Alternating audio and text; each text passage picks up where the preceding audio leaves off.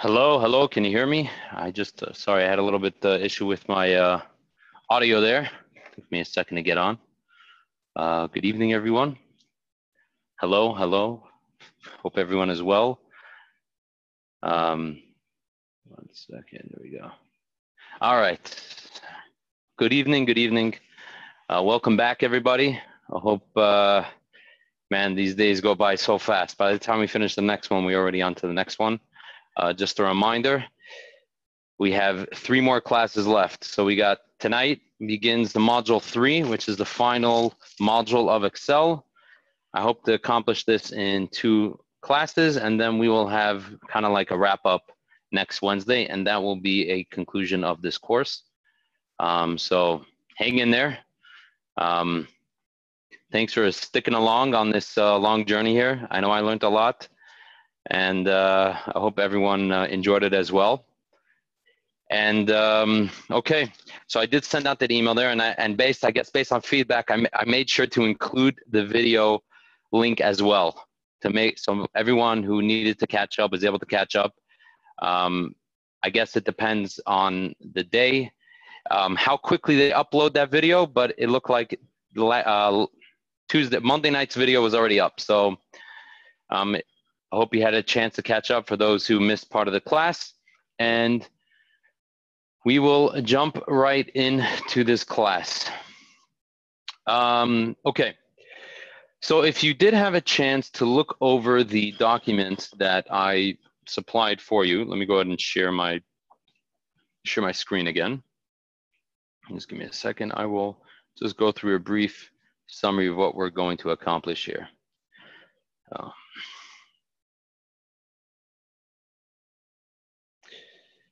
Okay, so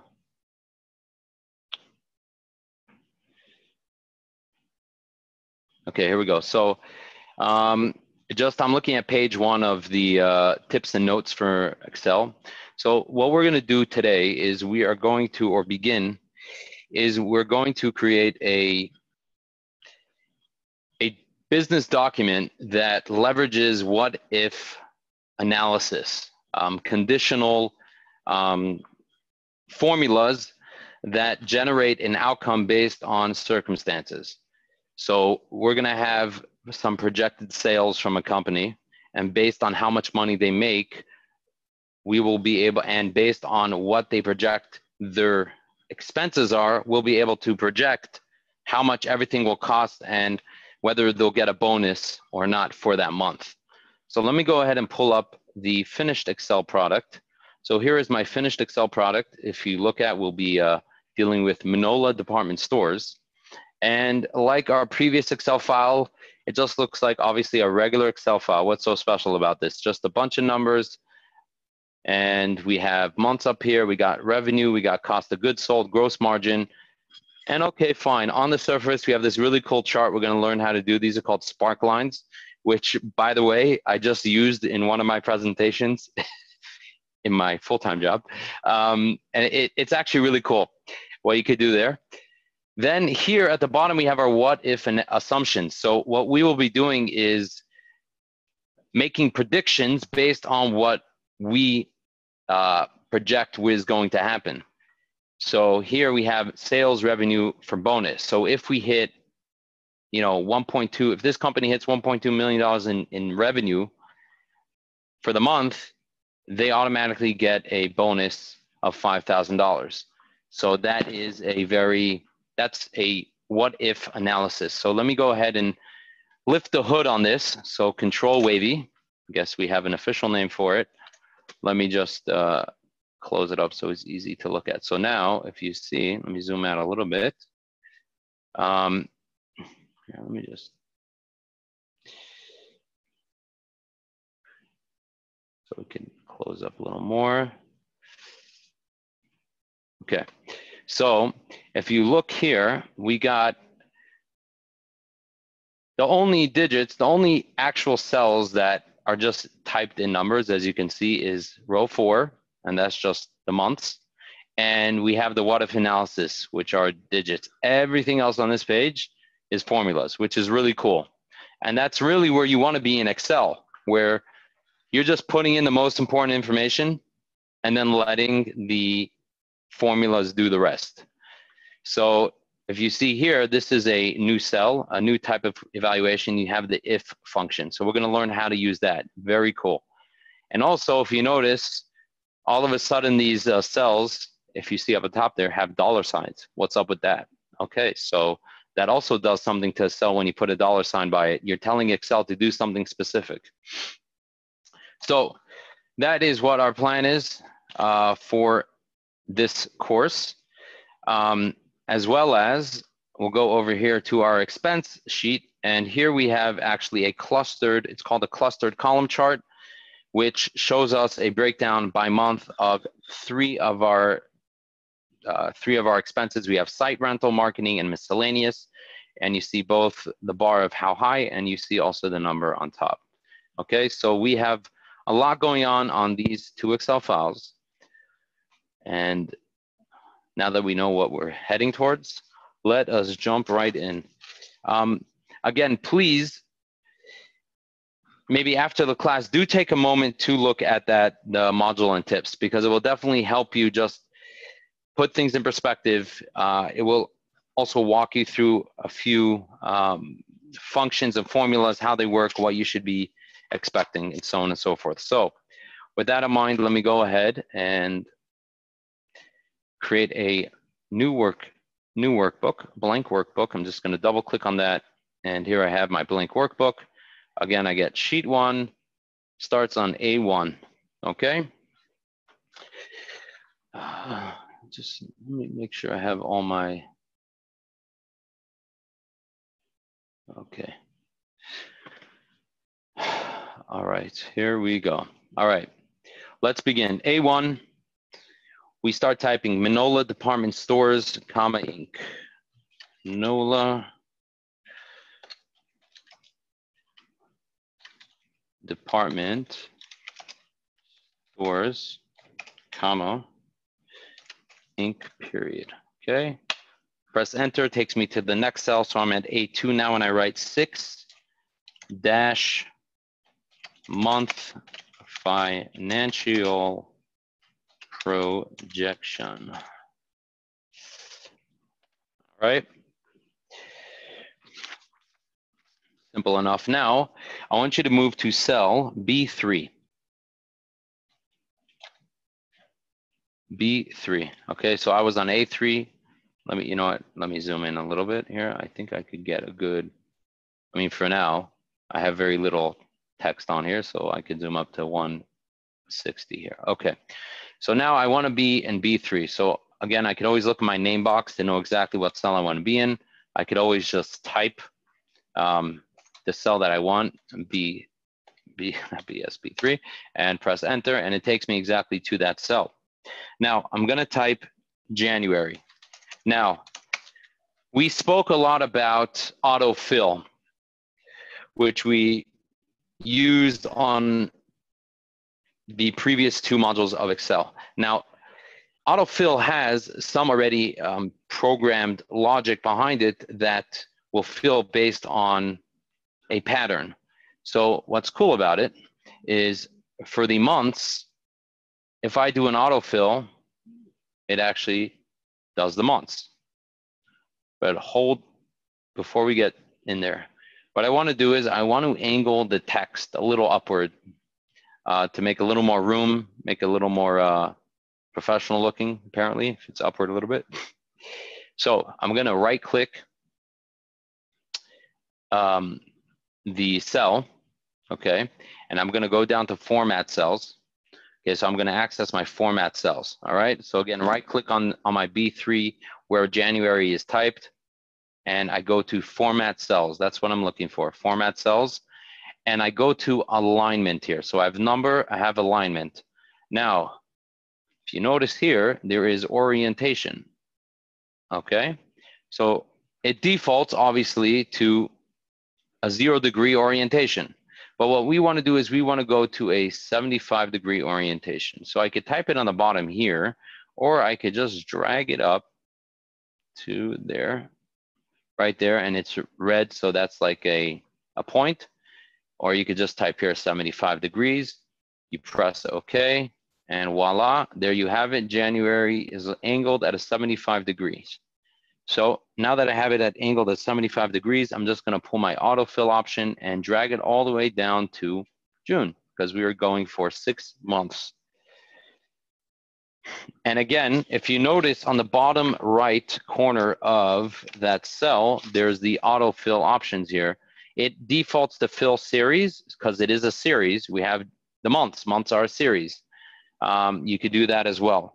Now, also, by the way, talking of autofill, we have a bunch of different options which are included in the autofill options. For example, if you do, let's say, take a year, for example, right? If I do 2020, right, and I go across, it is only 2020 because it doesn't know about a pattern. But now if I do 2021, and now I go like this, watch, boom, boom, boom, boom. Because now I realized, oh, you want to do the year. So the year, it knows what to do, and it gives it a pattern. Same with numbers. This I learned the hard way, because if I just go like this and I pull, it just does 1. I'm like, what happened to my autofill options? Okay, so I delete 1. I think you could even do it with 2. If I do 2, there you go. You see it knows right away. 1, 2, 3. You could get even more creative. Watch this. You want to see this? Look at this. I'll do 1, 6, 12. Watch this. It continues the pattern. Let me get rid of the, there. It goes from 1 to 6 to 12. So it adds 5, then 7. So it goes 17, 23, 28, 28, 34, 39. So that is the beauty of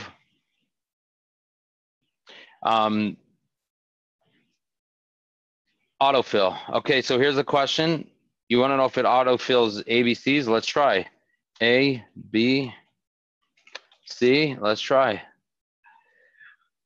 Autofill ABC. Voila.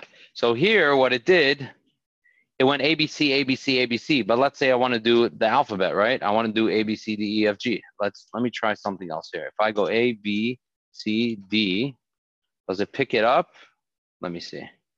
You know what? Let me see if I go auto. Oh, it's not picking it up as a series. Interesting. But it picks it up as it still picks it up as a pattern. So it's not seeing it as a series. I'm not going to try to figure out now how to turn the alphabet into a series, but right now it's not a series. But you could do it obviously with letters as well. Okay, so that's just a little touch base. If you look again, also, here's another one actually, very common, Sunday, right?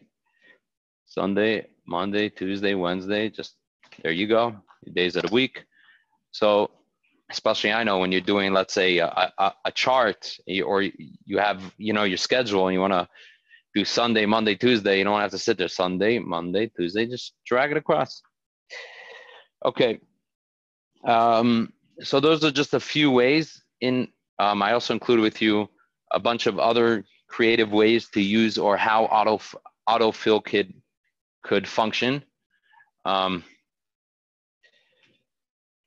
And yes, you don't actually have to use the fill handle. If I understand correctly, Dennis and Kathy, you don't have to. See here, it figured out that it was a series because it was the months. But I could change the way that it autofills. I could do fill formatting only, fill without formatting, fill months. So months as well will work because it's months. But you could just play around with it, the different options that it comes with, and see what works for you. I hope I addressed your question as far as the language of fill handle. So, okay. So now we're at June.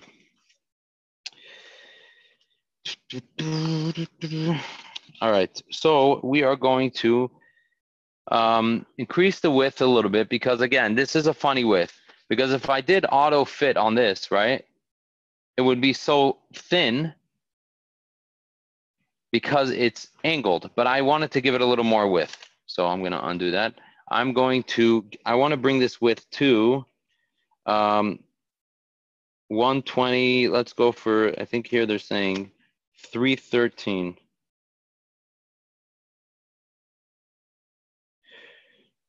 Column A, oh no. So column A, I want to do 313, all right? 313. Wow, it's really out there. 313, okay? So I just, again, I go up by the letter here. I can't manipulate the size of a cell at the bottom at the cell level. I have to go to the row or the column level, and I just drag it. I hold it down, and I can see right away its width is 44. That's 313 pixels. Okay. So now I want to size the months. I want to highlight all of them. Okay. Just highlight all of them just like this. Okay. So they're all grayed out. And I want to size them to be 125 pixels. So watch, I could choose any bar, go 125 and 120. There we go. And you see it automatically sized all the rows that I highlighted at the same time. These are all equally 125 pixels. Now, what I want to do actually is I wanted to duplicate, I wanted to bring over the formatting here, but instead of July, I want to now enter a total, okay?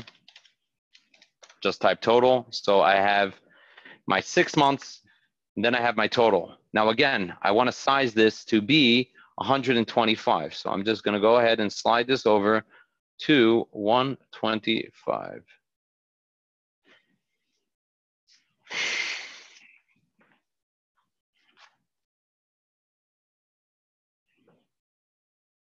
I'm just waiting. Give me everyone a second to breathe. Okay. Let's move on to the next part. So we're now going to go right under. I'm going to go to A4. All right, A4, we're going to type in revenue. Revenue. Press enter. Now, I want to make a little indent here because the revenue, and then I want to make a little differentiation. So if you remember where the indentation button is, if that's what they call it, indent, right here. So I have my cell highlighted. I'm going to go up to alignment. So I'm going to be by home. I'm going to go on alignment. And right here, I have increase or decrease indent. I want to increase indent. Just click that button there. And then I will start typing and you will see the indent. So I'm going to type here, cost of goods sold. Press enter. Okay, and then I'm going to go to gross margin. Okay, so that's what it should be looking like. Then I'm going to skip a line and I'm going to go to A8, cell A8, and I'm going to type out expenses. Okay, then I'm going to go type right under that bonus. I'm going to type salary. I'm going to type site rental. I'm going to type marketing. I'm going to type miscellaneous. That word. Now I know why they never type it out all the way. Miscellaneous. Even when you write it right, it still doesn't look right. OUS. What? Whatever. For my peace of mind. Oh, sweet, got it right. Nice. Okay. Thank you, Chaim. Thank you. All right. So we got miscellaneous in there, and we got total expenses. And then I'm going to go to row A16 and I'm going to type operating income, operating income. Okay. So there I have it. I got my expenses, the bonus, salary, site rental, marketing, miscellaneous, total expenses. Now what I'm going to do is I'm going to highlight rows A9,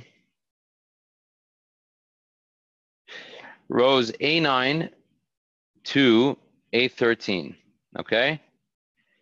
And I'm just going to select the indent button there, and there it's all indented. So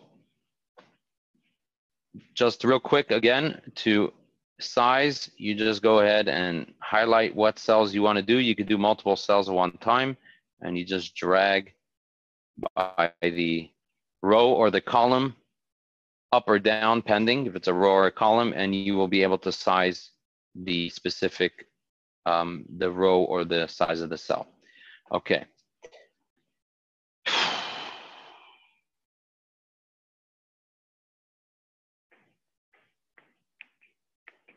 Okay, so now what we're going to do is we are going to copy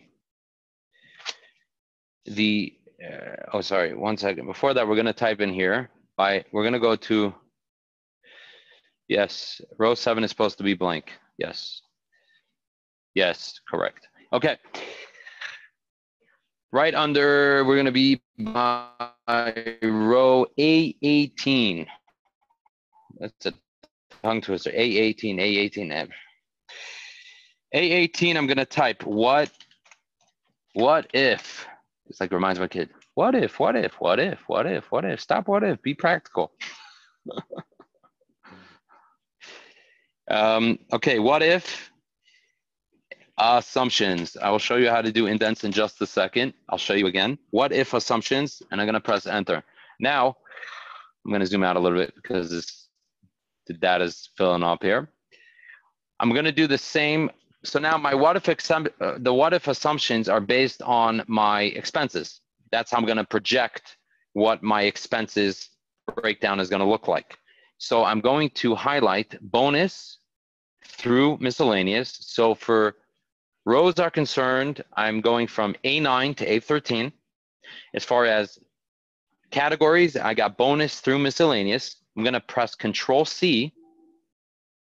I'm going to press Control C, and I'm going to go down to 19, and I'm going to press Enter.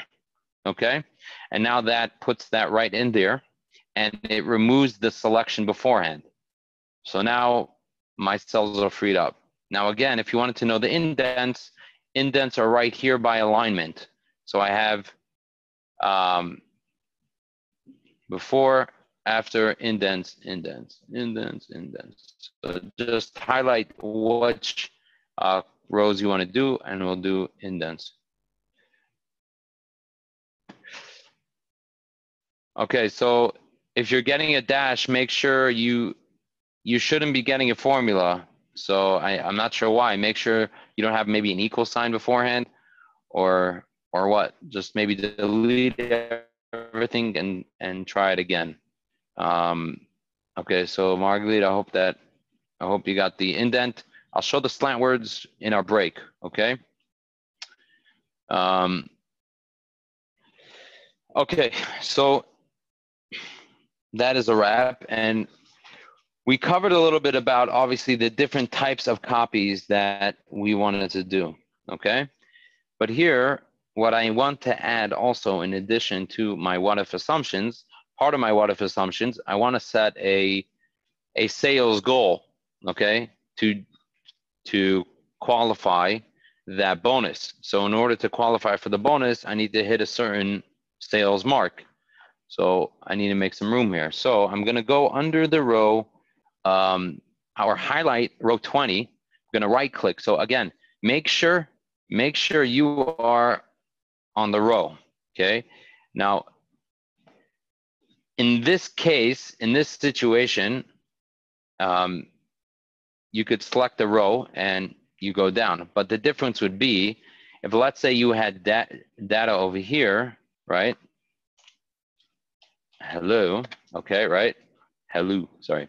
So if I click on the row, and I press insert, the entire row ad infinitum is going to go down 1. Okay, so in this scenario, the consequences are null because there's no other text there. However, let's say I have a lot of data there, and I just need to add the row here. Okay, if I just need to add the row in one particular set of topics or titles, then I just select the row independently and click on the cell, right click, and just do insert, and then it's going to give me option down right. I want to do down. Now notice it went down, but it did not touch any of the other cells. My hello is still in row 20. So that's important to be aware of when adding rows, when you have more than multiple areas of data on your page. You don't want to ruin what you've created in other cells. So that's important to be aware of when you're adding rows or columns. Well, columns is not the same. Actually, no, it's the same logic. You could either add the row on the or the column in that particular set of cells, or you could do it in the entire row or column till the end of that Excel workbook. Okay, so now I'm going to go to row A20, and I'm going to type sales revenue for bonus. Sales revenue for bonus. Okay, so now I have, look at my little shortcut guy in the bottom there. I got 6 what if scenarios that I'm going to help drive the data in this sheet. So let's take a moment, and we are now going to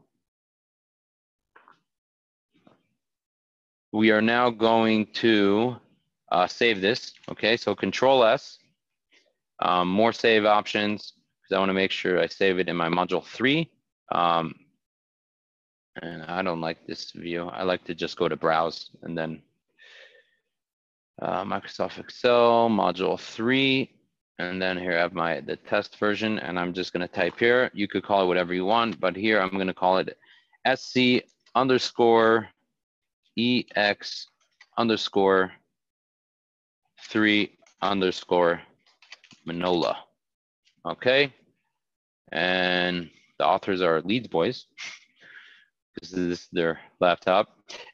Excel workbook, add a tag, save, and go ahead and save. And now if you notice up on top, on the left side there, you have the name of the document. Okay, so I'll give everyone a second there to save.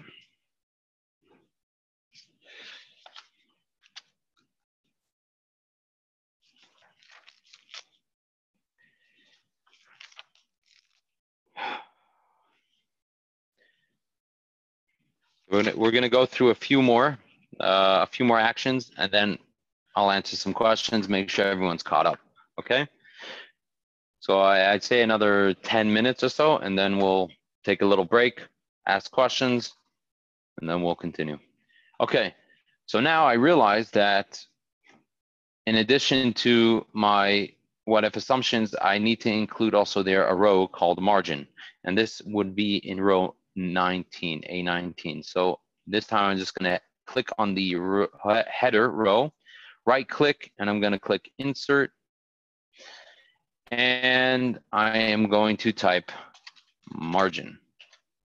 Okay.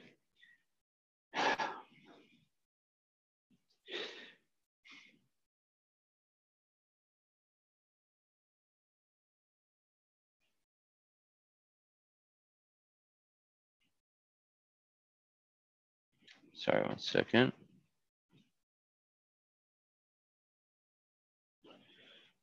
Okay, then I'm going to, 1 second.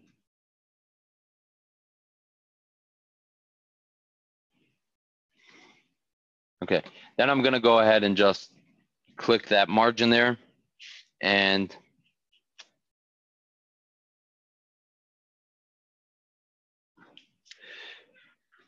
insert the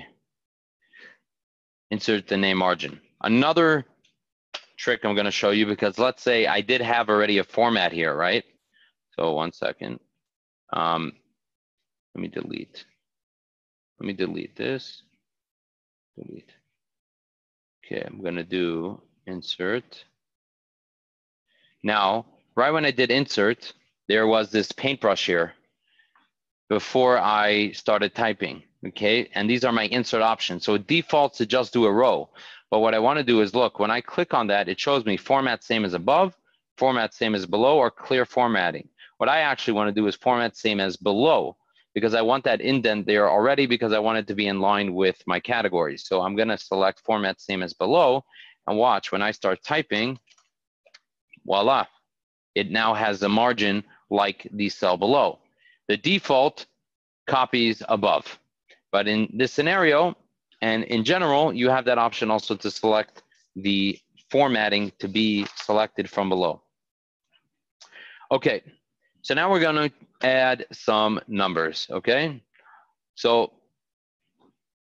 bear with me. We're just going to start punching in some numbers. So we're going to start with our what if assumption numbers, okay? So I'm going to type it exactly as it looks. I'm not going to use any type of special formula to convert the numbers right now. So I'm just going to type it, and you could copy the way I'm typing it. So I'm going to type, for margin, I'm going to type 81.25%. Okay, so I am going to put that percentile there. And if you notice, I did not select that formula as a percentage. I enter that percentage, and if you just go ahead and look at your cell box there, it says percentage. So I converted this now to a percentage cell. So any numbers that I type in there will be a percentage unless I change the format. Now, right under that is by bonus. Bonus, I'm going to type 5,000. I'm going to type a comma, press enter, and it has no double decimals, but I'm going to go ahead and add a decimal as well. So decimal and 2 decimal points. But here, you see, there are no decimal points there. So I'm going to add 2 decimals, okay? And again, how do I do that? I just go up here by the number, and I have my decimal points, increase decimal, decrease decimal. So I'm just clicked it to the left, and it gave me another 2 decimal points. Now, the goal, sales revenue for bonus, okay? This I'm going to do 1.125 million. So 1.1 dash, comma, 250, comma, 000.00. So that's $1.25 million, okay? Right under that, my salary. Okay, so now we're moving to percentages again. So the salary is 20% of my expenses. So 20%, enter, okay? For my site rental accounts for 10% of my expenses. Marketing accounts for 3.50%, and miscellaneous counts for 5%. Now, if you see here, I got these two that don't have any margin decimals, and here I have a decimal. I could do, a quick way like this. I just copied the format, did that. I could also add the decimal here.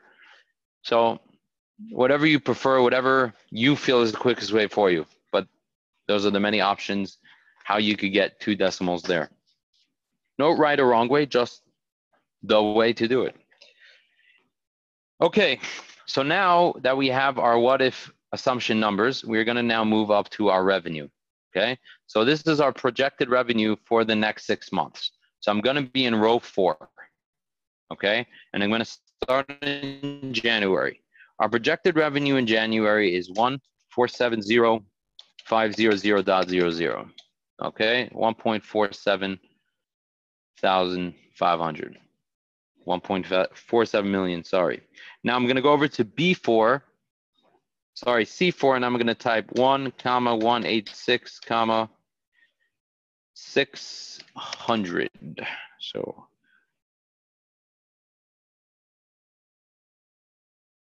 oh, sorry, I'm off a month. Sorry. What do? I just move these over here. I just moved them over, watch. Just take it. I made a mistake. I entered it in the wrong cell. What do I do? Do I have to retype it and delete? No. As far as dollar signs, they are dollars. I'm not going to do it yet. Here, so now this defaulted to, so I'm just going to add 2 zeros there. If you want, you could convert it. I'm going to do it a little later, but right now I'm just typing in the numbers as is. Okay, so I'm going to go back to B4 and I'm going to type 1-470, 500.00. Then I'm going to go to April. April expected revenue. That's in cell E4 is 1,498, 000.00. May, my projected sales are in cell F4 1,102,900.00. And for June, in cell G4, I'm going to 1,145,300, 00. Okay. So those are all my digits. Now I'm just going to do a total. So just use your auto sum. Just use your auto sum. Okay. Auto sum, voila. Pulls all the active cells until the revenue, press enter, and we're looking at a 6-month projection of $7.8 million, almost $7.9 million in revenue. Okay.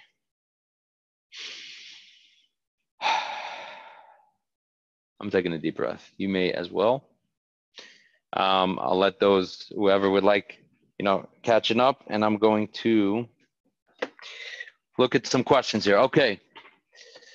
Anonymous, you asked about a dash in the row and inserts a formula. I hope you had that resolved. If you haven't, please let me know. Okay, can you show, okay, I'm gonna show you how to slant words again, okay? I'm gonna highlight on a cell, okay? So I'm selected B3 right now. I'm gonna right click on my mouse and I'm going to format cells, select format cells. Now, the tab called alignment, I have this box here with all these little buttons, and it's called orientation. This is where I orient my page. So default would be a 0, that's flat, okay? What I want is a 75 degree. So I could just schlep it up there and it does the degrees for me. Or of course, I could just type in 75, press OK, and voila, my words are slanted to a 75 degree angle. Okay, Elliot, like I mentioned, you may absolutely enter the dollar sign. You could convert them to a currency if you like. I'm not going to do it yet, but go for it because that's ultimately what that formula would be. The format of that cell should be currency or accounting, either or. Okay, so again, Hani, and in general, how do you move cells, right? So I typed in the wrong information. I typed the information in the wrong cell. So I don't want to have to delete it. I just want to be able to move it. So for that, I am going to, so if there's, you see there's 2 cursors here going on here, 2 cursors. I don't know if I can make that bigger, but I hope you see it. When I'm in the cell, it shows this white cursor. So that is my selection cursor. You see, when I highlight that, I'm selecting stuff, okay? But when I'm on the edge, you see I have a gray cursor, the black moving cursor. So if I hold that down, look what happens. Now I'm moving my cell, and now it's over here. And now it's over here. And now it's over here. So that is how you move a cell from one cell to another. Move the contents of a cell, one cell to another. Okay. We have a question here. What's the reason you typed all the commas and decimal points instead of just formatting? Just to spend more time. There's no real reason, I think, other than just for the sake of the class, just typing it out. But see, already you're catching on to it. Just go ahead and format it, make it faster. All right. So I'm just going to stick to some sort of format, but I'm telling you the type of formulas that you want. If you know it, then go for it. Don't let me slow you down. Okay, I think we have one more question here. When I enter a number in a cell, and the first one is the cell is the zero gets deleted. Correct. So unless you have, it all comes down to decimals. So if I do 55.000, it automatically removes obsolete cells. But if I go 55.0001, it will stick. So the way I show a 0 is I need to make sure that there are indents there. So if I go 0 and it removes it, I just highlight my cell, I go up to my number category, and I just increase decimal. And then I get my zeros to stick. That is how you add zeros in there. Okay, happy to hear that you got that, Hani. Okay, let's move along.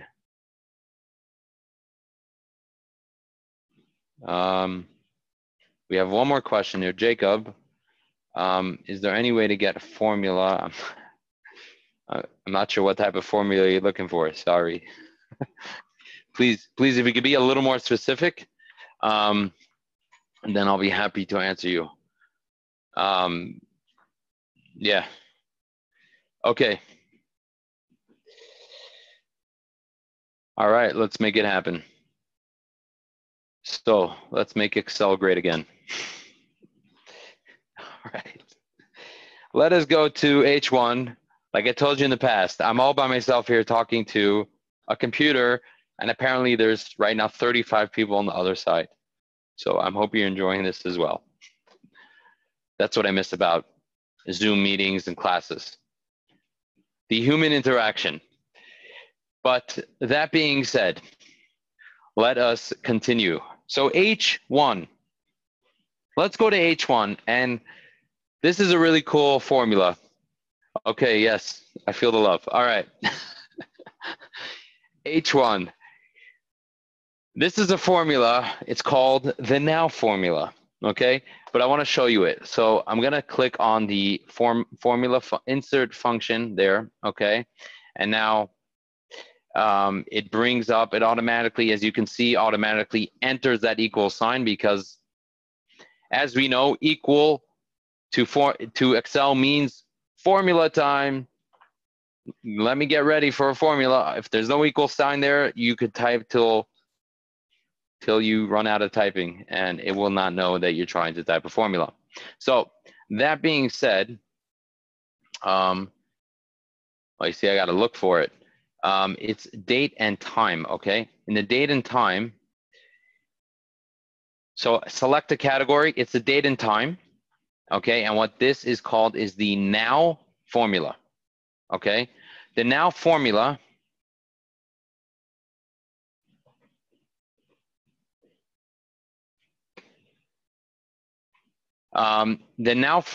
and Jacob, this may actually answer your question. How do you see the entire formula? Well, this box shows you the formula, okay? And if I don't answer the question as I'm going through formulas, please let me know and I'll make sure to address exactly the question you're asking. So this now formula returns the current date and time formatted as a date and time. What does this mean? I'm going to press OK. Okay. Now, here we go. It entered that formula, and it's 2 commas here. So now here's an important question, okay? Returns the current date and time formatted as in date and time. This function takes no arguments, okay? What this is telling me, formula result is volatile. Now, that sounds real dangerous. No, what it basically means is it's constantly going to change. There's nothing telling it otherwise. So every time I actually log into this Excel file, that formula is going to recalculate and will show me today's date. So tomorrow it's going to show me tomorrow's date. Yesterday would have showed me yesterday's date. Every time I open this file, that date is going to be today's date. whatever day that is, okay?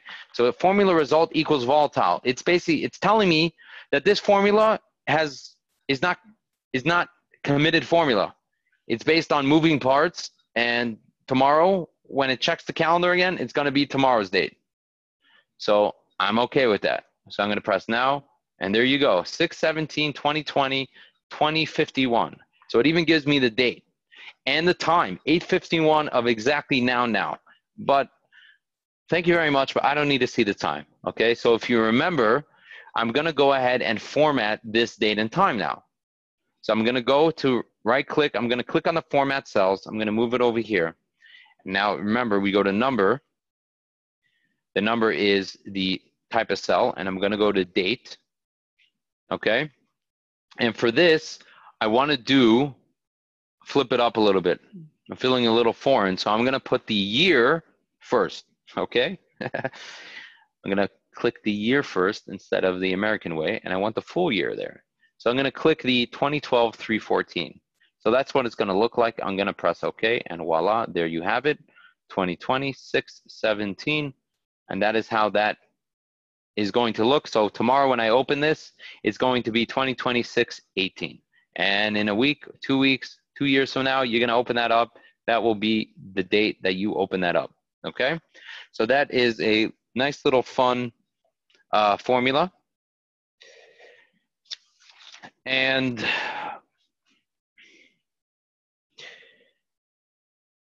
okay.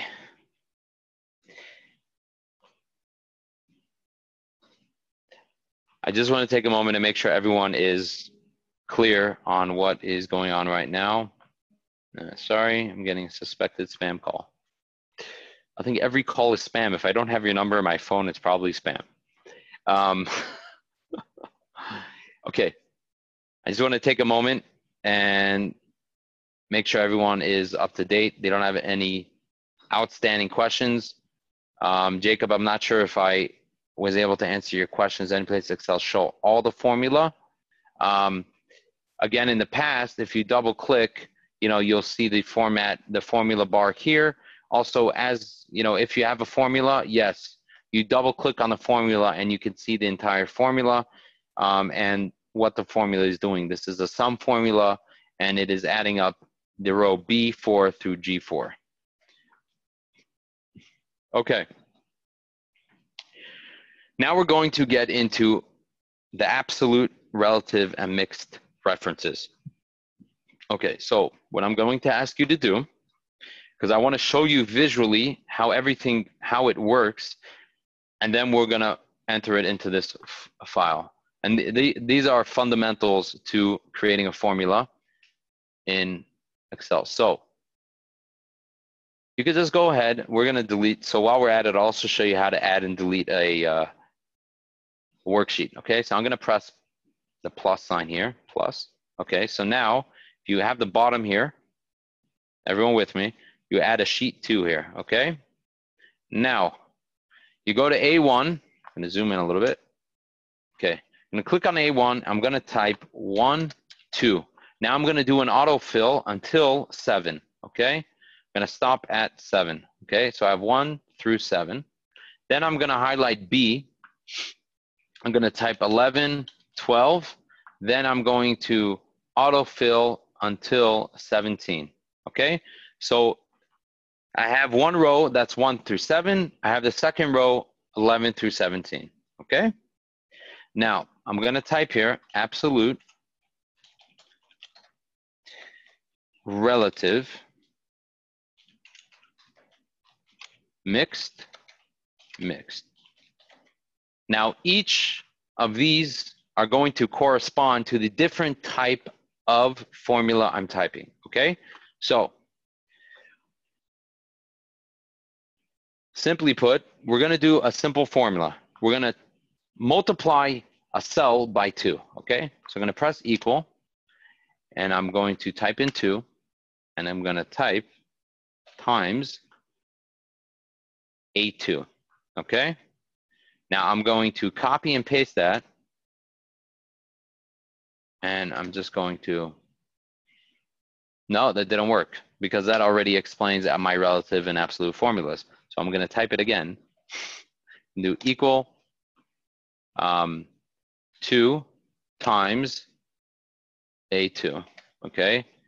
Equals 2 times A2, then equals 2 times A2. Okay, so there you have it. Right now, they should all be equal to 4. Okay? Now, I want you to double click on that formula and come up to the bar here. Okay? Now, when we learned about formulas, we know you have the autofill, right? So when you drag a formula, it copies it in the row in the direction that you're dragging it, right? But let's say I want the cell that it's referencing to be absolute. In other words, this 2, I want it to multiply A2 no matter where it is on the page. I could copy paste it, move it to a different, move it anywhere on the page, and it's always going to be multiplying that A2. Okay, so how do I make it absolute? So that is what the $sign, I put a $sign here and a $sign here. So what it's telling Excel is it's an absolute for the row and it's absolute for the column. I don't want you to change that, okay? Now, watch this, okay? I'm going to do an autofill. Now look at that. Regardless, I moved it over. Didn't matter. It's still stuck to A2 as its cell. All right, great. We haven't seen any changes yet. So now we're going to do relative. Relative is what we have been doing until now. Relative just means I want to move the same formula, just move everything over relatively to what I'm doing. So if I move it over one row, it will move the formula over one row. So what's going to happen? I'm going to autofill. What's going to happen? It's 24. Why? Because if I double click on it, look what it did. It now is multiplying 2 times B12, which is 2 times 12. So that's a relative formula. I didn't do any absolute. Or what I did tell Excel is that just relative, just make this formula relative. I want to move it over a formula, and there you go, you got it, okay? Now mixed, there's 2 ways for mixed. Mixed means I only want an absolute on one of the options. Either I want an absolute on the column or I want an absolute on the row, okay? So for the first one, I'm going to do an absolute on the row, okay? So you see my cursor here? I want to go in front of the 2 and put the $sign and press enter, okay? Now, for the second one, I want to put my cursor in front of the A, so I want to make the the column absolute and put it there, okay? So now I want to drag that, you see? So now the row was the same, but the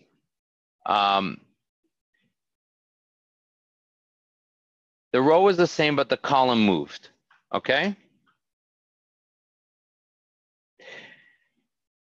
So here, if I drag, I told it that it shouldn't move the column, okay? So the column still remained the same even though I changed the row.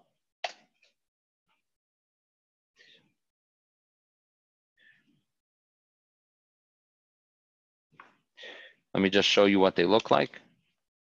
There. You see the difference? So in absolute, what I'm telling it is that no matter where it goes, it's always going to be on the same cell the entire time.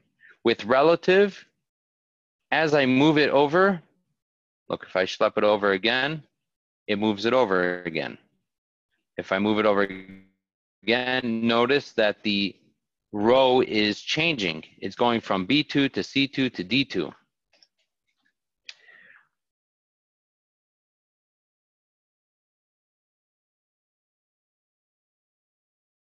If I do only a row, notice that, but the column is changing.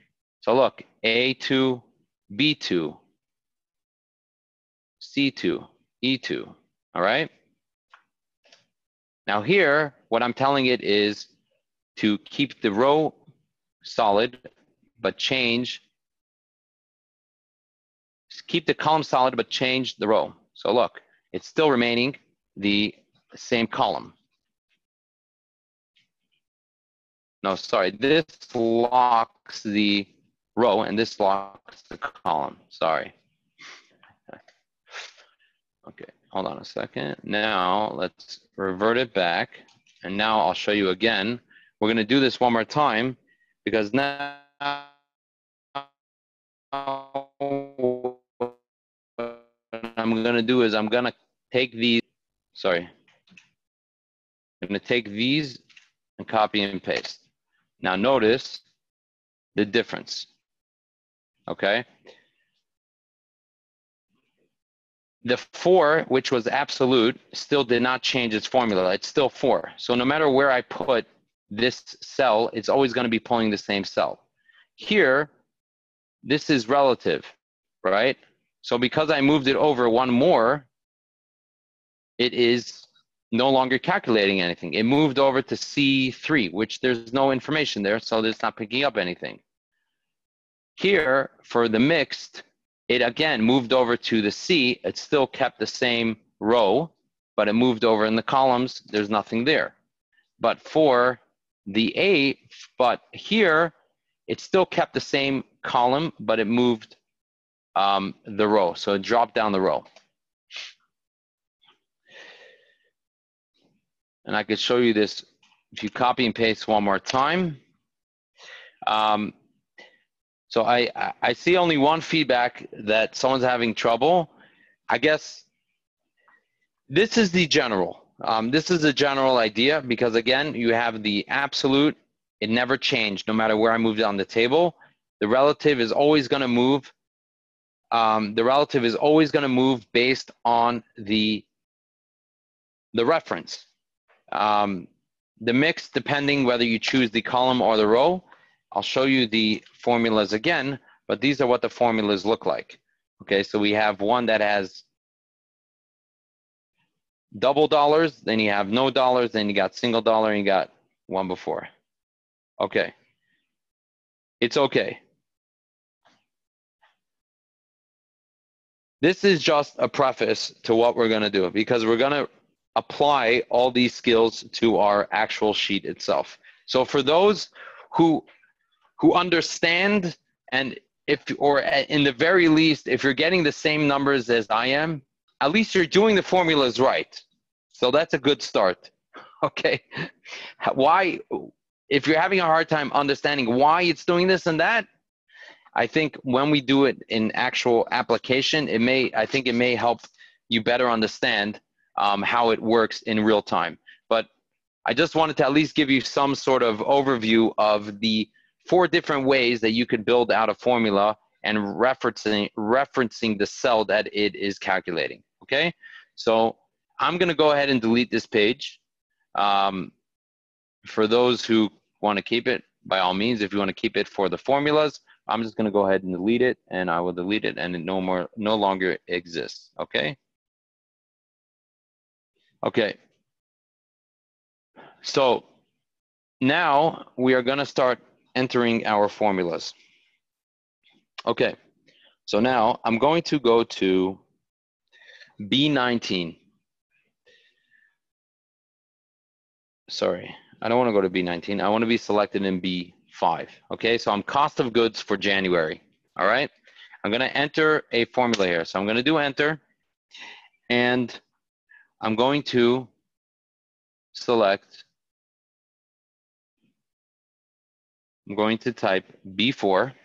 Okay, so I'm selecting the cell that I'm in, or sorry, the cell above. Okay, so I'm selecting B4, which is the revenue. So now I'm going to calculate what's our cost of goods sold. So I select our revenue, which is 1.4 million. I'm going to multiply that. So I'm going to press the asterisk, which is our multiplication in Excel. And I'm going to put a parentheses because if you notice, our margin is 81.25% of our revenue. Okay. So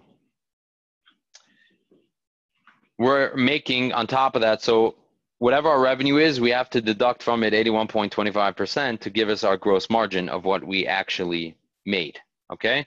So it's B4 times, so it's our revenue multiplied by 100 minus the margin, okay? So I'm gonna do a 1 minus B19, okay? Now I'm gonna press enter, okay? So that's my number, okay?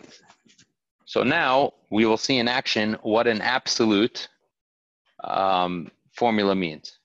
Because what happens if I drag this over as an autofill? There's no cell here, right? It's not calculating anything. And especially if I go here, all it's doing is just showing me what my revenue is. That's not what I wanted to do. I want it to calculate the same cell as B19. I wanted to calculate the margin. So what I could do is I could just keep going in here and type B, and then go to the next one, and then go in here and type here again. Nope, I gotta go in here and type B. Okay, so for those who got it already, you realize what would I have to do? I have to put in my dollar signs to make it an absolute cell, absolute reference, right? So now if I go into B, okay, I'm selecting the B cell and I want it to be absolute. So no matter where I drag this formula, this calculation in here is gonna be absolute. So watch this now. Look, you see, it is now calculated the proper margin because it is rolling with it.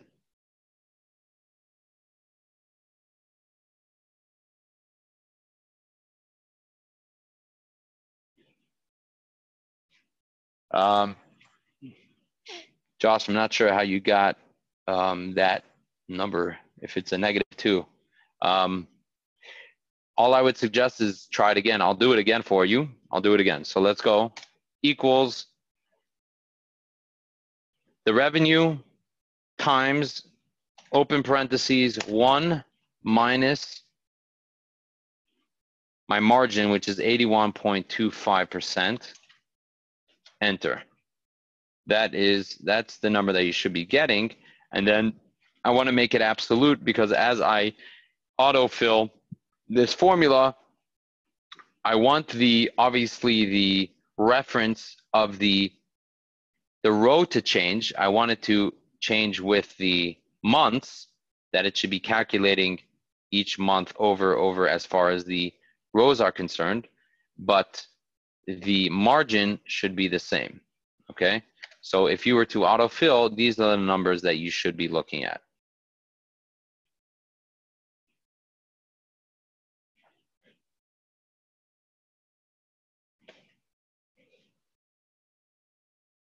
Okay, Jacob, I just did the formula again.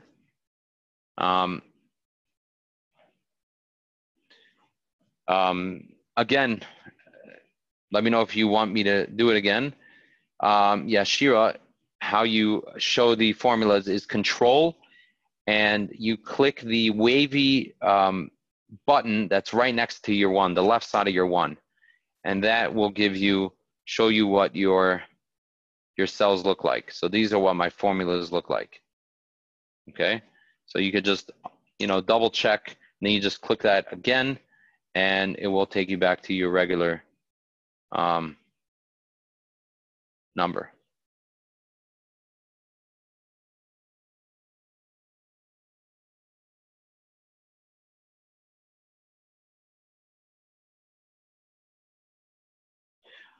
Okay, yeah, thank you, Chaim. And just make sure when you do the absolute, okay, so Khani, that you can see the absolute is by right there. You see, the absolute is you put a dollar sign before the B and basically dollar sign before the row and dollar sign before the column. That is how you get your absolute number.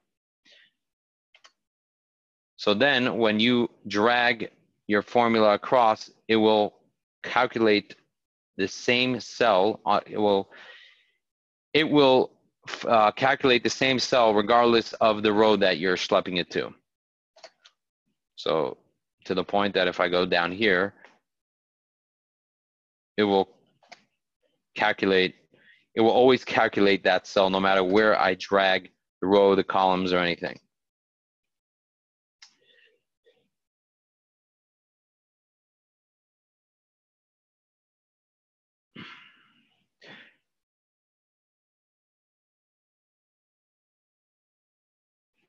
Yes, Elliot. So yeah, in this scenario, we're assuming that the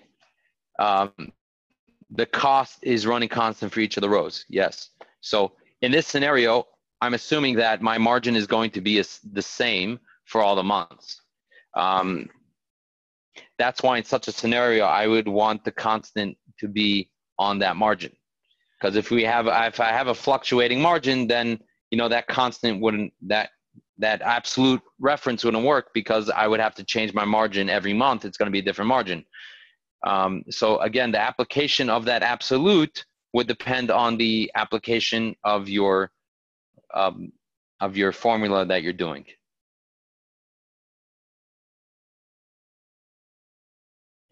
Okay, so Henya, very good. What you pointed out there is you made an absolute on the column, because you're right. If I go like that, if I make an absolute and I go here, you will get all the same numbers. The difference is if I go down here, now it is changing the cell. And that's the difference between a full absolute and a mixed reference, an absolute reference or a mixed reference. So as long as it's going to be in the same row, you're going to be right, which works in this scenario. But if I now drag this formula down here and I still want to reference the margin, it's not going to be the same formula, because I only made the row absolute, not the column.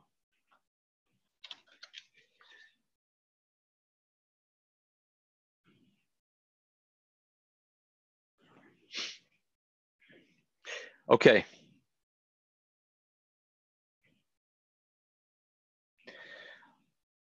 Okay, why are we using 1? Because the 1 represents the 100 minus the 81.25. So basically, it's giving you the opposite. I mean, there's other ways to calculate it. You could also do 1.47 times. See, the other way to do it is, sorry. So you could do it that way, and then minus from that. So I think I like to do it the other way. There's other ways to do it to get that calculation. But here what it's saying is take 100%, deduct the 81.25% from it, and then that difference multiply by the so it's basically 18% times the revenue is what your margin is. That's what it's doing.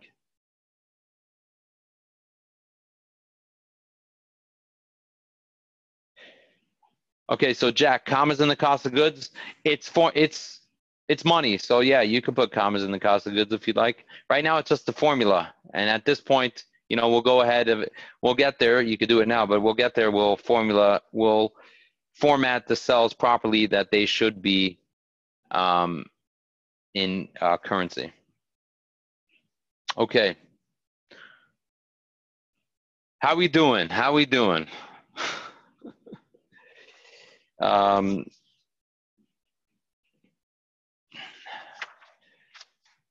As that one settles into you,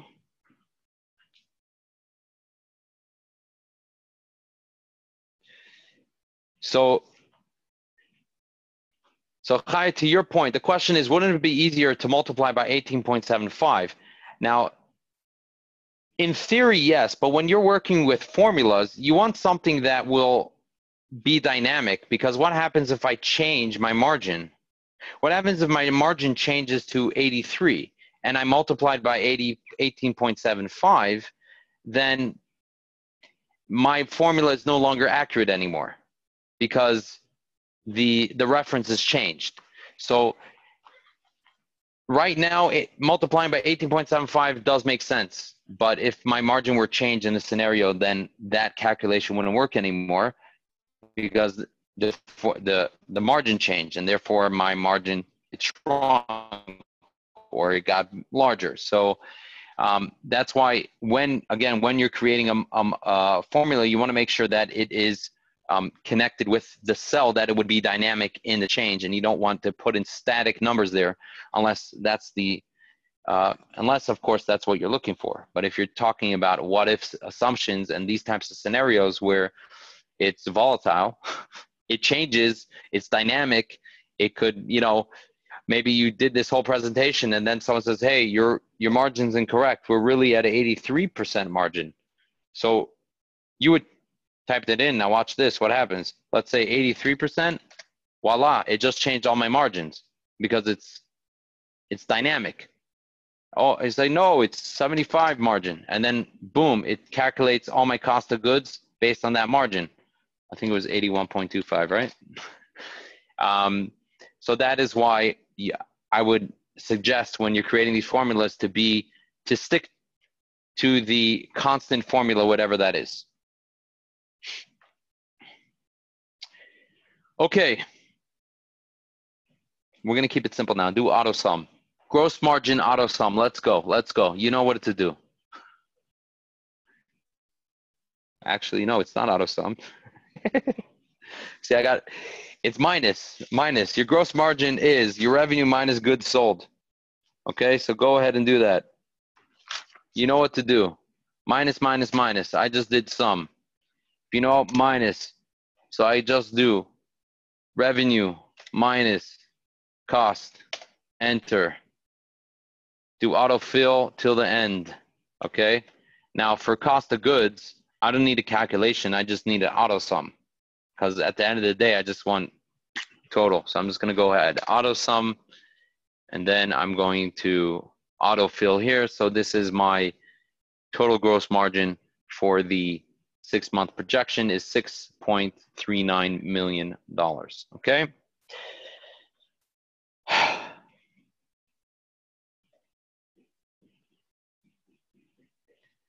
All right. You guys ready for another one? Okay. This one is the what if function. So now we're starting to get into real formula building. Okay. And this is really cool. I always wanted to learn this properly because, okay. Hi, I'm not sure you caught me before I moved on. So you know what, before I move on to the next thing, let me just take a breather here. So what I just did here is I did just a minus. So I want to subtract my revenue from my cost of goods sold, which gives me my gross margin. So I just type in equal. I select the cell, which is revenue, which is B4, and I want to deduct the cost of goods sold, which is B5, press enter. And now I just autofill because that is what I want to do, the same formula, just different cells as I move over the columns. So I just want to move the columns over to replicate that formula. I hope you got that. I hope I answered your question.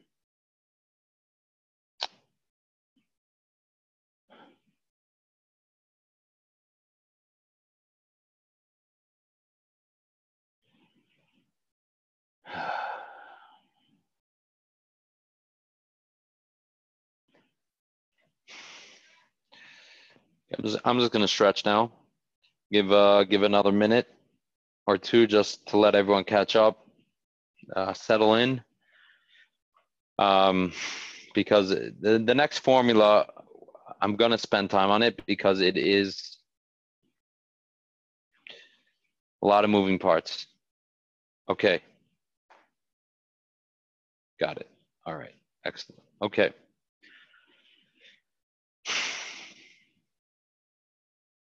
Okay. So Excel has this formula called the if formula, where it is a conditional formula. So I will tell you what we want to do, and then we're going to start building the formula. So we have a condition here, right? The condition is if our sales revenue exceeds 1.25 million, we get a bonus, okay? We get a $5,000 bonus. Okay, so the old-fashioned way I would do it is go here. Okay, 125, 12. Oh, okay, January we got a bonus. I'm going to enter that number. Great. February, did we get it? Yeah, okay. 1.18. Nope, we didn't get it in March. So on and so forth. You get the point, right?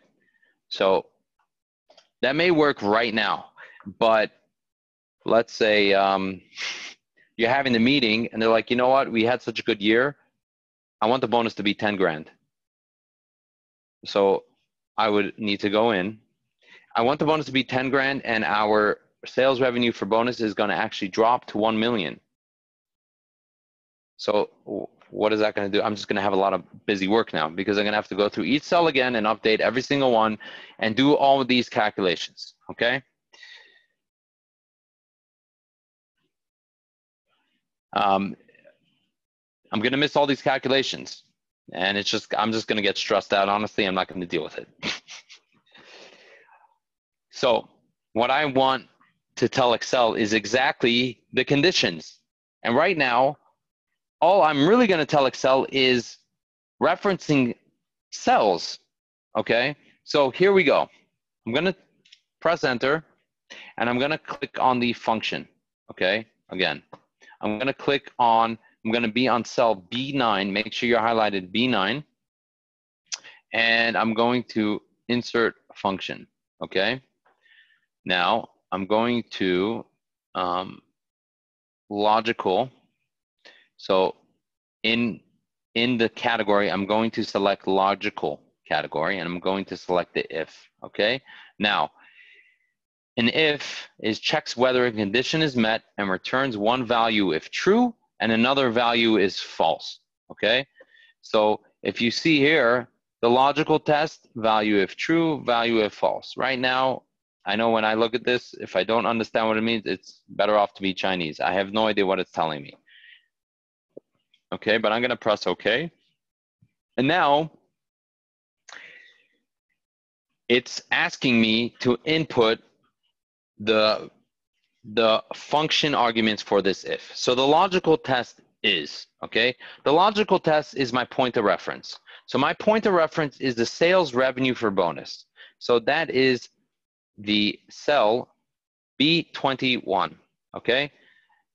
So it's saying if B21 is true, but not just true, okay? I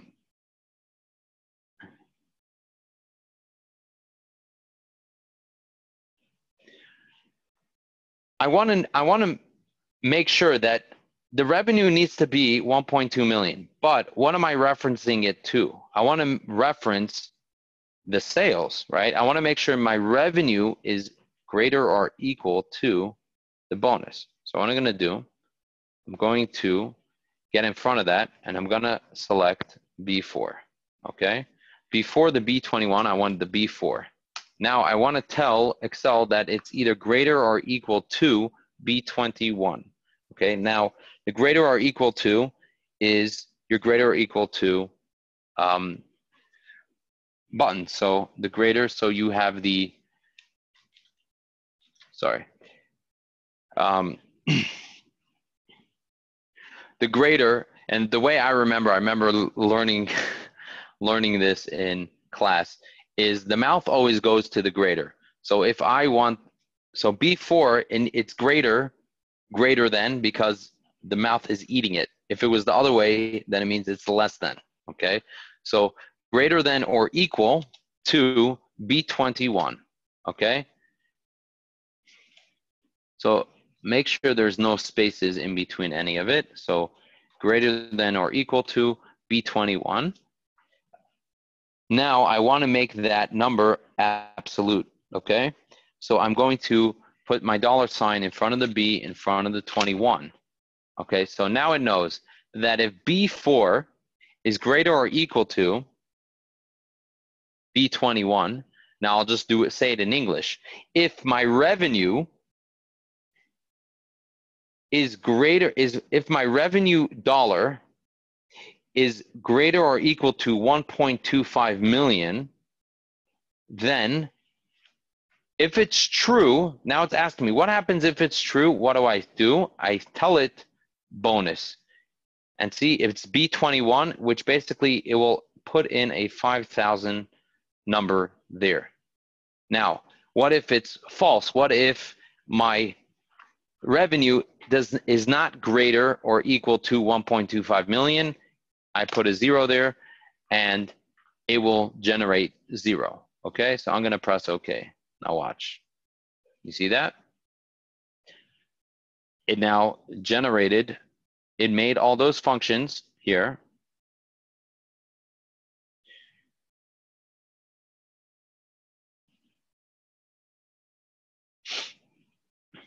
Now, I want to see if you figured out what I did wrong. Because it's so important to make mistakes, because it's the mistakes that make you learn. Because now I'm going to get really frustrated. I put the formula in. Why is it not doing it? Let's look at the formula. Notice something. What happened? Why is my field here?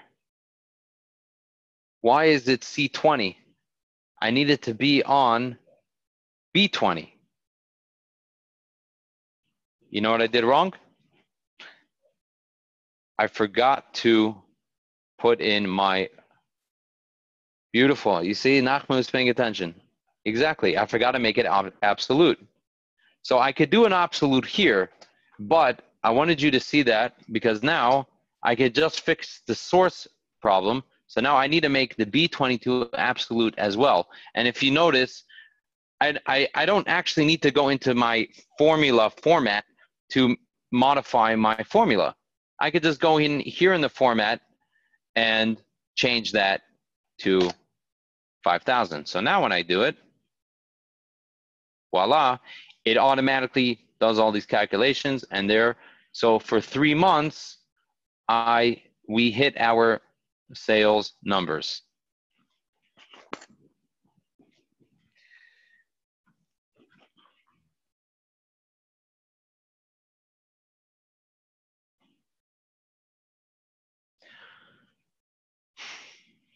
Okay, let me do it again. Okay, let's do it again. Delete it. I'm going to go to insert function. Okay, I'm selected on the cell here, insert function.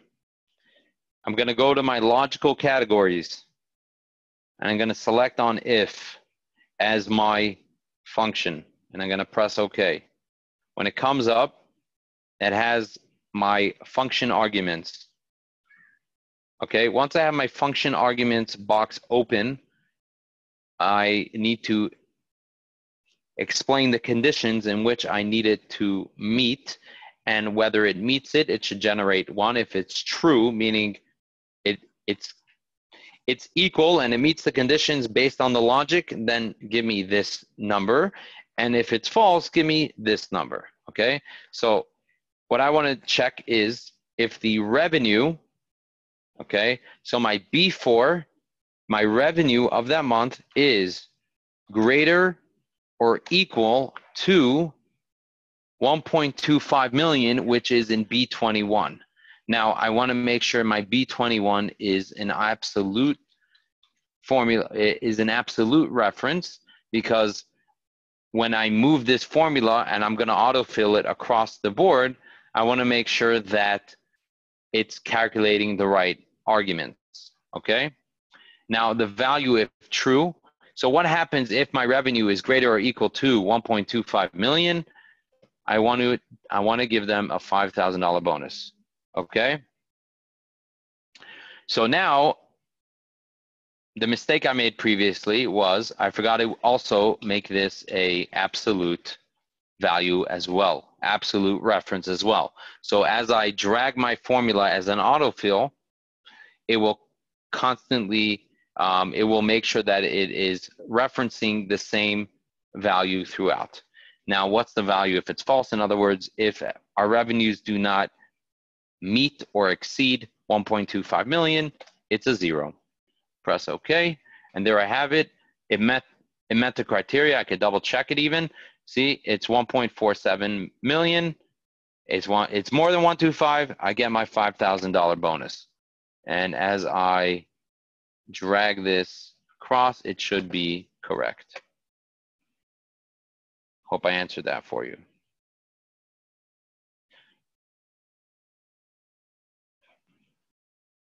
Okay.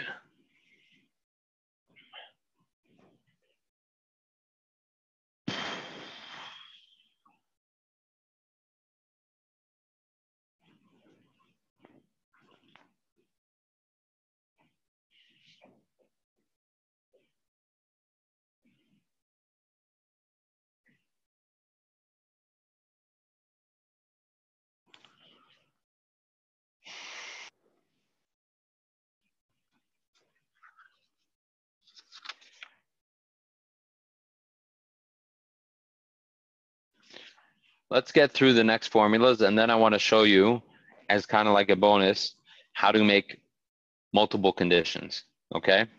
So the salary is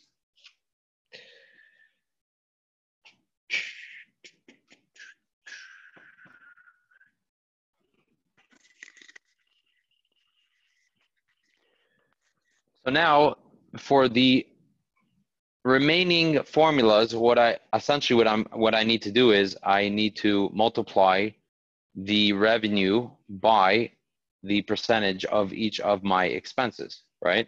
So I'm going to go to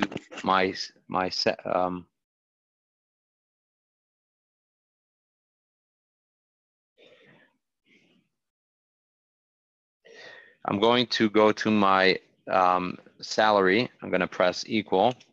I'm going to select my revenue, and I'm going to multiply my revenue by 20%.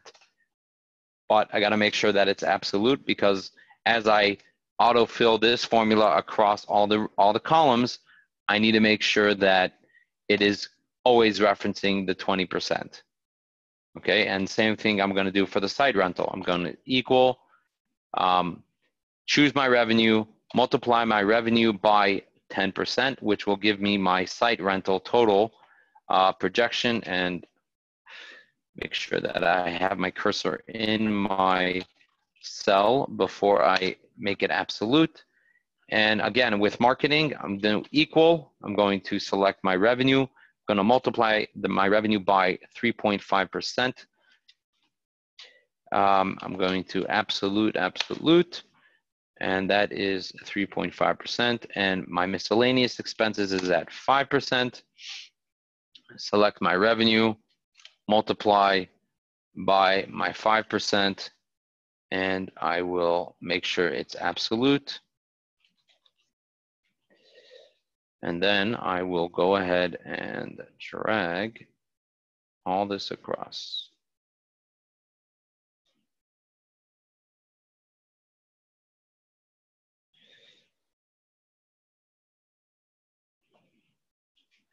Okay. Yeah, Henya, I'm not sure to what you're referring to as far as the absolute changes the result. But the result, okay, I think I understand your question now. The reason why it's changing is because the other reference, because your revenue is different. So you're still, the absolute result is basically saying my cost of goods, the margin is always going to be 81.25%, right?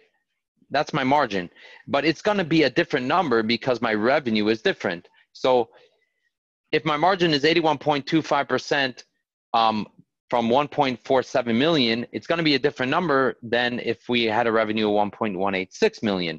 So the end result is going to change, but my absolute reference, my margin in which I'm referencing, is always going to be the same. So I hope that answers your question.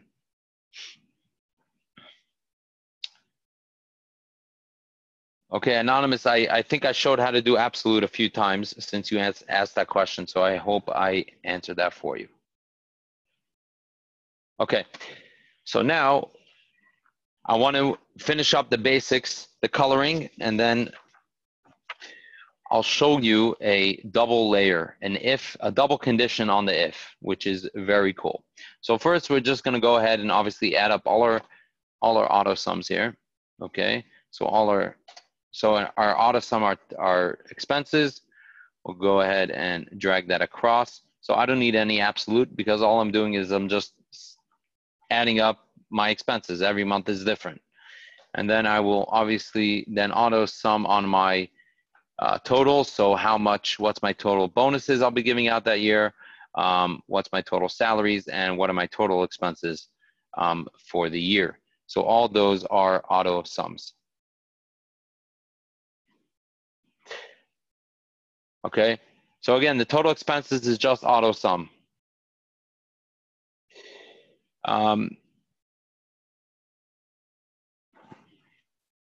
So let me just again show you my formulas.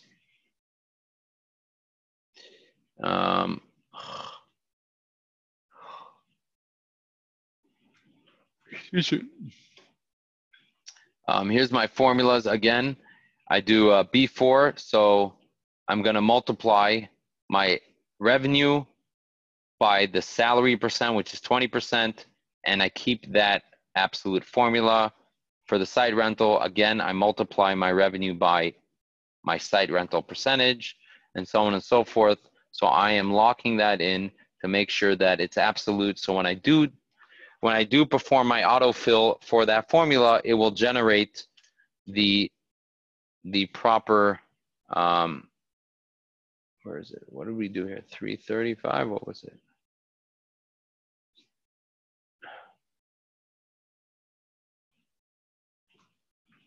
It will replicate the formula properly. I hope that it was your question, Anonymous, as far as the expense formula. Okay, so one more thing we got to do. We obviously got to do our operating income. So our operating income is our gross margin minus our expenses is what we have left for our operating. So I'm going to deduct our gross margin by our total expenses, and that will give me our operating income. Then just drag that across, and now we have a full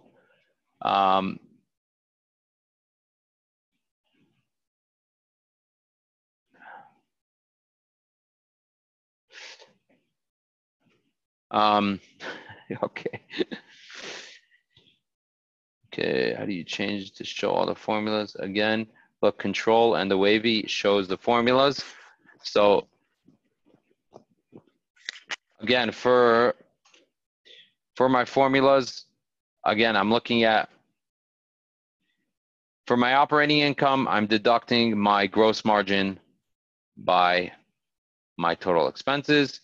And for each of my expenses, what I'm doing is I'm multiplying by the percentage. So I'm taking my revenue and I'm multiplying my revenue by the percentage of what I project the expense percentage is going to be. So 20% of our budget, 20% of our expenses is going to be our salary.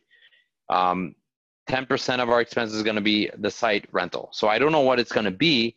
I want to see what the number is because I know historically our site rental is 10% of our expenses. So with that number in mind, I am just multiplying my revenue by that percentage, and that's how I get that number. And that is where I see, that is how I created my projections as far as my expenses. So, okay, good. Operating income, you got that. Excellent. Taxes. Ian, you want to know about taxes? In this company, we don't pay taxes. We did that in the last module. Of course, if you want to add taxes in here, the last module showed you how to edit income tax, federal tax, and based on your salaries, you could project that as well. But we're not going to do taxes here on this sheet. Okay, so I want to show you a multiple argument if function, okay? And the reason why that would be very applicable in general is because I'll give you the scenario right now. Let's say you have a double condition for your bonus, okay? You have one condition. If let's say if you hit 1.25, you get a $5,000 bonus, right? But what happens if I hit a $1.45 million bonus, right? I would give you a $7,000 bonus. Okay, but how do I do that? Right now, I only have one if condition. That if condition is if it hits 1.25. Anything else, it's not going to work, right? So here, check it out.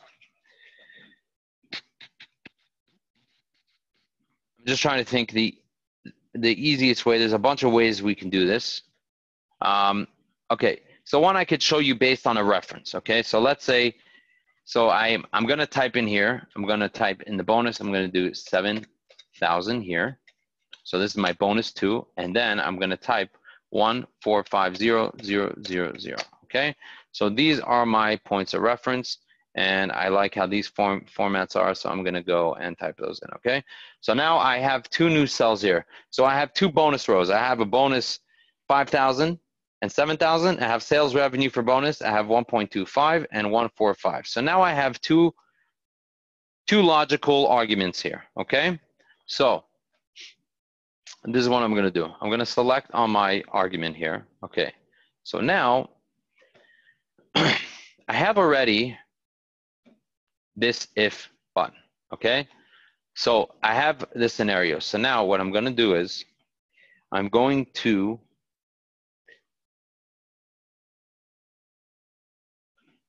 go right past the B21. Okay.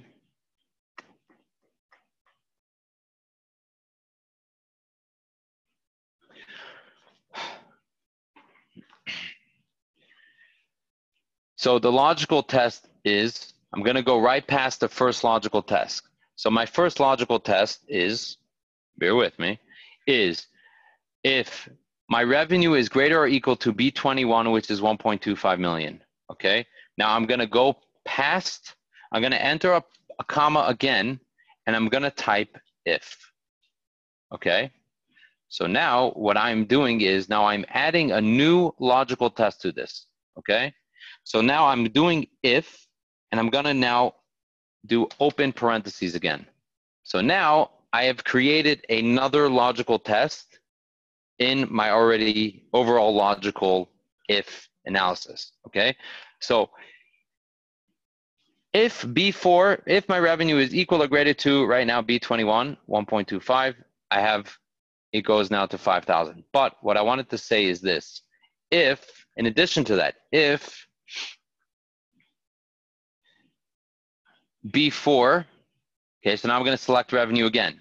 If B4 is greater or, sorry, I'll do it the other way, greater or equal to, now it's asking me for the value. What's the logical test in here? C21, which is 1.45 million, and I want to make sure that's absolute.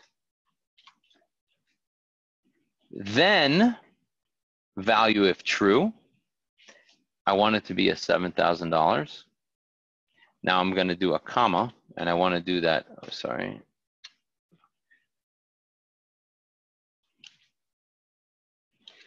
I want to make that absolute. Now, I'm not at the false yet because I need 2 true statements. Sorry, no.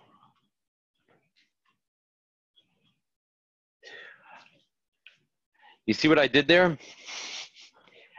I closed out. So I wanted to make 2 true statements. If you look here, by the way, it's showing you what I'm doing. So it's the if logical test, value if true, and I did 2 values if true, right? Logical test, value if true, and then value if false. And then now it closes out a value if false of the whole thing. And then I press enter and I watch.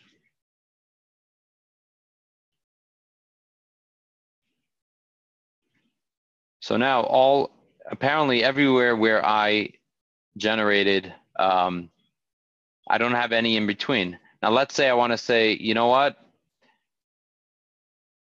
Apparently I'm only giving $7,000 bonuses because there's anyone who surpassed 1.25 million surpassed 1.45 million. But what about, there was 1 month where we broke, let's say 1.18, right? So then what I could do is 1.18, I could change the number here. Now watch. I changed my sales revenue bonus here condition, and boom. Now I see that March just got a bonus because they hit that criteria. But let's say, oops, that's annoying. But let's say I want to change the $5,000 bonus to 145. I know no one's going to get it. So let me do it to 1.5 mil. Okay, 1.5 million. Enter, and then you see no one got their $7,000 bonus, only a $5,000 bonus.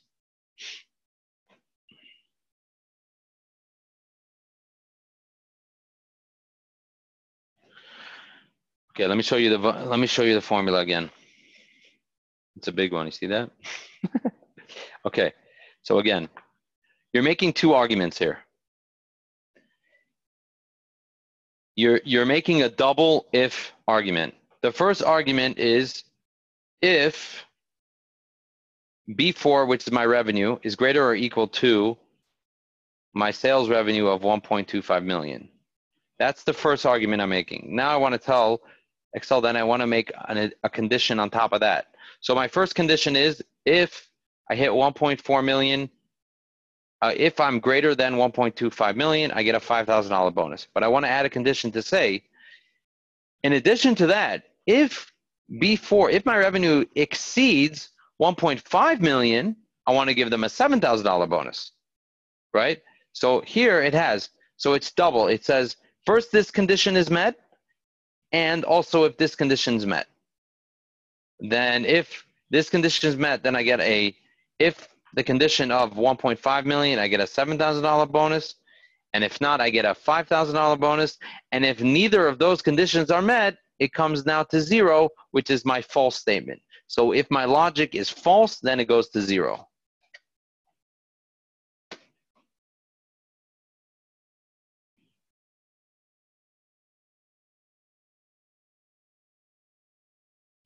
So Avi, I maybe by me showing you the formula, I hope that maybe helps you duplicate it. Let me know. Ian, I'm not sure to what you're referring to. If 5,000 plus 2,000 equals 7,000. Please help me out with what you're trying to say.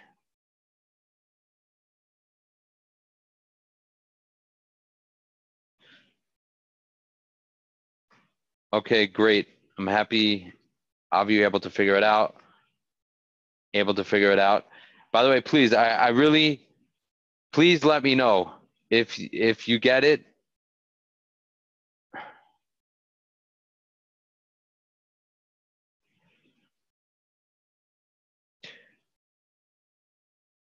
You know what? That's a good idea. I saw in that suggestion. Let me take a screenshot of this, and I could post it so you could all see the formulas. Let me go snip it. My snip into new. Oops, no, go here.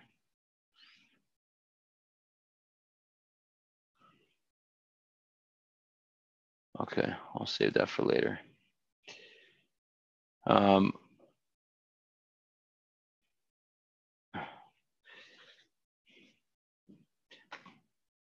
Okay, that's what we got for tonight. So please Please tell me if you didn't get it. Please tell me. I want you to walk away knowing how to do this. I know it's a little complicated, but I know for me too, it was frustrating when I was learning how to do this because you think differently and now you're thinking in formula ways. So it takes time for you to start understanding how it interacts and why it works and how it works. But I want you to walk away knowing how to do this. Yes, I could email the screenshot to the class. I'm happy that, okay, good. Okay. So Avi, the way you highlight a cell without infinite is just make sure you don't select the number, but rather, or the letter when you're selecting. You just want to make sure you're on the cells, and that will allow you to limit the selection based on only those cells.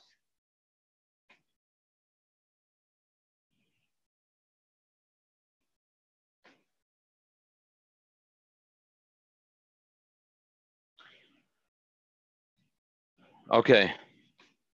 So anonymous, let's do it again. So I hope, in the very least, I hope you understood how to create a general if formula. Let's start from the beginning here, okay? Let's do a regular if formula right now, okay? So I'm going to insert a formula, and I'm going to, okay, for intensive purposes, I want to go back to my, sorry, cancel. Let me go ahead and show the numbers. So, okay.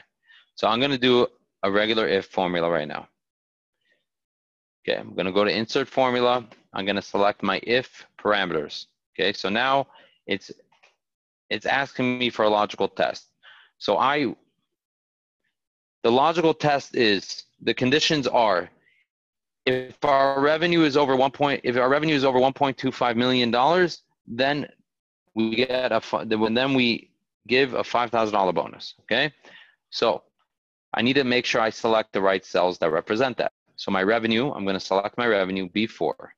So B4, the condition is if my revenue, which is B4, is greater or equal to. So I use the greater than and equal sign, greater than equal to B21, which is my sales revenue for bonus. That's my goal that I need to hit or exceed.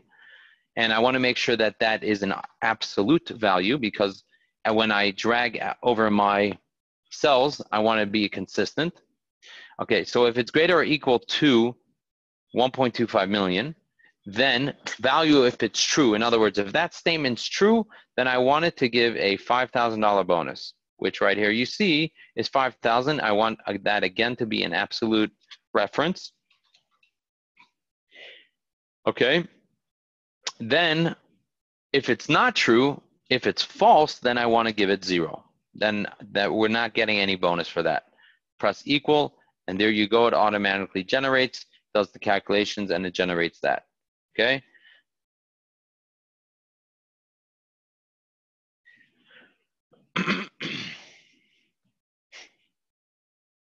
Nice, Naftali. Good job. That's what I like to hear. Add another ifs. Once you get it, you get it. It's like riding a bike. Okay. So now that we have a standard if formula, I want to go ahead and add another formula. So I could go now actually back into this. Actually, does it allow me? Let me see. No. Does it allow me to help on this function? No. Sorry. Oh, yeah, at least that's cool. It takes me to the if function. But, okay, cancel. So now I'm going to go to the formula bar. How do you get it open? Again, just in general, you want to enter the insert function button, and that opens up your function arguments, okay? So once I've created the function arguments, and now I have my singular if argument. Now I want to add another argument to say if my revenue exceeds 1.5 million, then I get a $7,000 bonus, right? So I want to go ahead and after B21, so I've established already. So I go past my sales revenue for bonus and I want to add another argument. So I press comma. When I press comma, what that does is, if you notice, it moves it into another value, another function, okay? So I'm going to type in if. Now it recognizes, oh, I'm creating a new if formula, and I now want to create a parentheses because I'm creating new logic. So this logic is, the logical test is, if, okay, I'm going to select my revenue again, if it's greater or equal to, greater or equal to 1.5 million, comma, then I want it to be value if true, 7,000, okay? That's the value if it's true, and I want to make it absolute.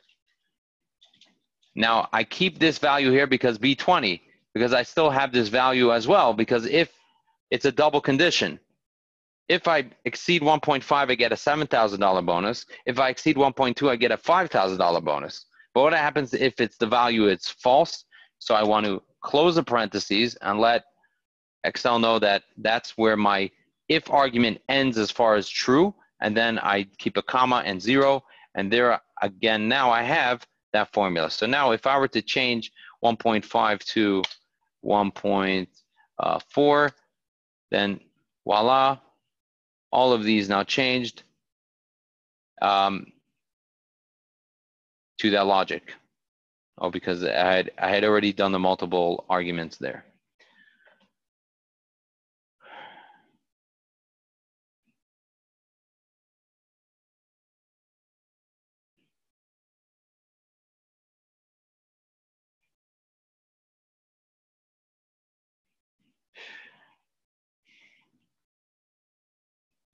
Okay, I like this engagement because yes, some of the stuff is a little counterintuitive. I agree. And it just, you just get used to it. And sometimes you have to do it a few times till you get it. But again, if you get the principles and you understand the logic behind it, then you could create however many conditions you want. So great, I'm happy to see that people are getting it and they're creating their own formulas as they go. Awesome. Okay, that's pretty much a wrap. All right, well, awesome. I'll be happy you enjoyed it. It's okay, Henya, how do you implement new formula to all the columns? If I didn't address that, just go ahead and actually do the autofill. If you made sure that all your absolute formulas are correct, just go ahead and autofill. Just drag it down and just drag it across, and you'll get your autofill, and all the formulas will be there. All right, so awesome. I think that's a wrap. I hope all of you enjoyed this class. And we have some exciting new tools for the next one as well. You'll see the spark lines, and yes, we'll finally get, we'll get to the formatting of the actual cells themselves and make it look like money. Oh, got it. Thank you, Hanya. So it should be the same. If all you got to do is the same way, just drag across like the autofill.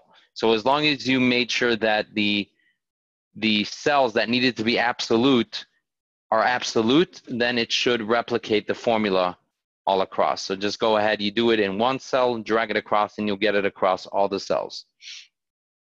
I hope that answered your question.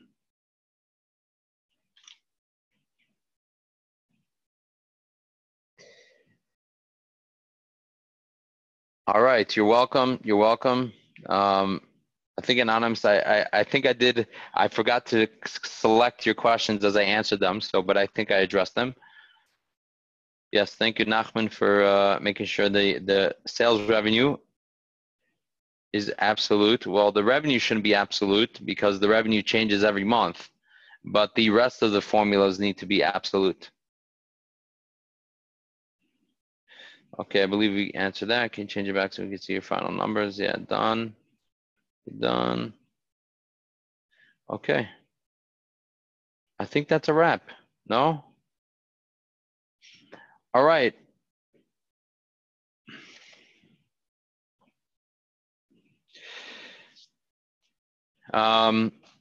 What I will do actually right now, I will send a screenshot of the formulas so you could reference them and see them for yourself and make sure you save them. Let me go ahead and just send that email out right now.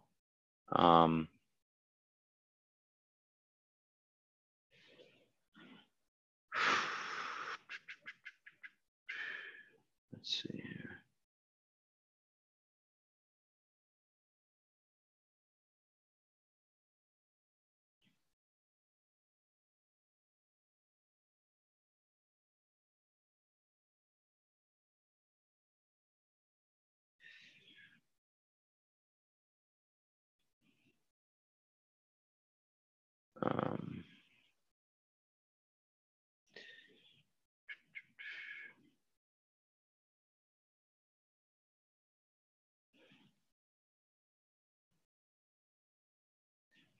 All right. I think that's a wrap. Have a wonderful evening. Hope everyone enjoyed this. Have a good night, and we will see you next Monday. Okay. Thank you very much.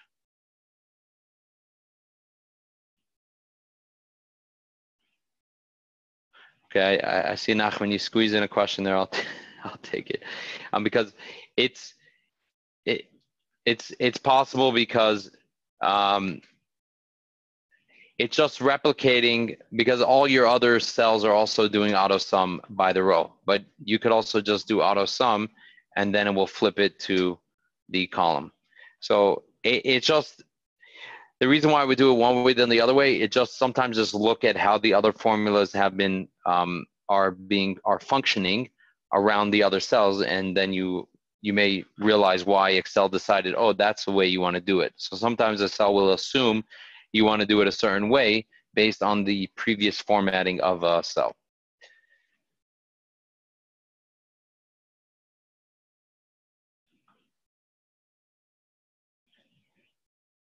Yes, Alchaya, yes, the link that I provided for you is the link for all the classes. So if you go to that class, I think that was the last class, just you'll see on the side all the previous classes.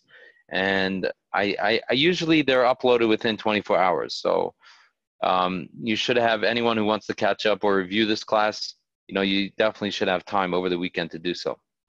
Okay. I think that is a wrap. Have an awesome evening. Have a good Shabbos, and we will see you. Mitzvah Hashem, we'll see you next Monday night. All the best. Signing out. How do we do this? Oh, I'm looking at the wrong thing.